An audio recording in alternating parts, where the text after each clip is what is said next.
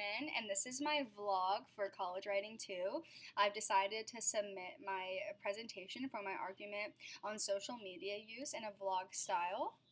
And I'm just hanging out in my dorm right now, kind of a lazy Saturday right now.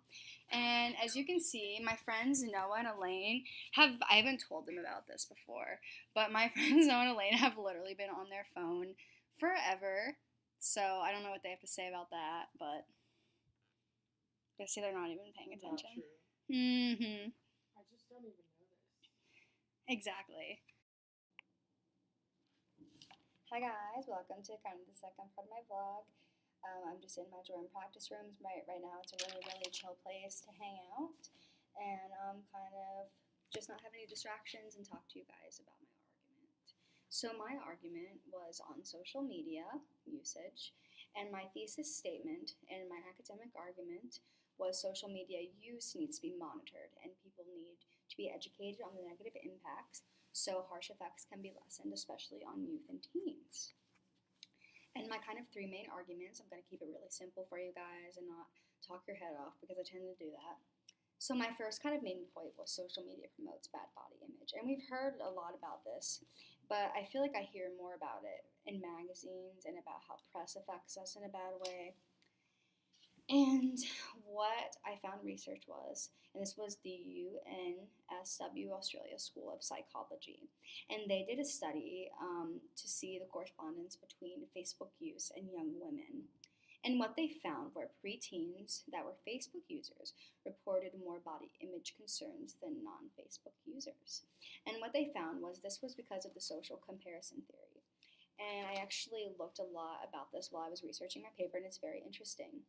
And when you look at a magazine and you see a model on a cover, you see her as less attainable than your peers. Because, of course, we know that models and celebrities have makeup and hair done, they're edited. So when you see a magazine cover, you're less likely to compare yourself to her or them than you are to your peers because you see your peers as more attainable. And they found that that was the case between these young women. And also female university students, which I wanted to talk about because, of course, we're all university students, Kent State, and I'm a female. And they found that Facebook usage associated with female university students, they associated more body dysfaction 4 weeks later after using Facebook. So I thought that was very interesting. And then my next topic was on reducing social media can improve mood levels. And a study with Forbes magazine proved that people who limited use to 30 minutes felt significantly better after 3 weeks, and they reported reduced depression and loneliness. But what I found was interesting that they also had a control group, and these people did not monitor their Facebook use. But they actually felt less FOMO, fear of missing out, just because of they were self-monitoring themselves. So I thought that was very interesting that even if you don't actually take any minutes off using social media, but you're just conscious about monitoring yourself, that it's actually better. So I thought that was very interesting that it has the same impact. And then I also wanted to talk about drama and a use that social media does for children and their development.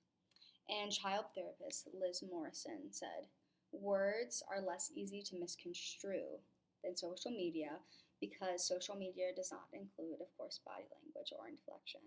So let's say I was to put an emoji smiling after something. If I was to smile in real life, they would know that I was genuine. But if I put an emoji by something, they might think that I'm throwing shade or that kind of thing.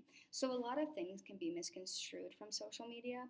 And when you're growing up and you're already in an environment in middle school that's full of drama, everyone's trying to find themselves, social media just makes it worse. And people are talking about themselves. And when you're younger, you're less likely to make good decisions. So you might post something that could come back at you later. So it just really, really hurts child development. And I think that all of us have had to deal with something in social media that was bad. Maybe someone tweeted about us, maybe someone posted a picture of us drinking or something that we didn't want posted, and that could hurt our career later. So I thought that was very interesting, and I talk about that more in my paper about Liz Morrison and her studies being a child therapist. So that's my main argument with you guys. I'm really, really glad I got to share that with you today.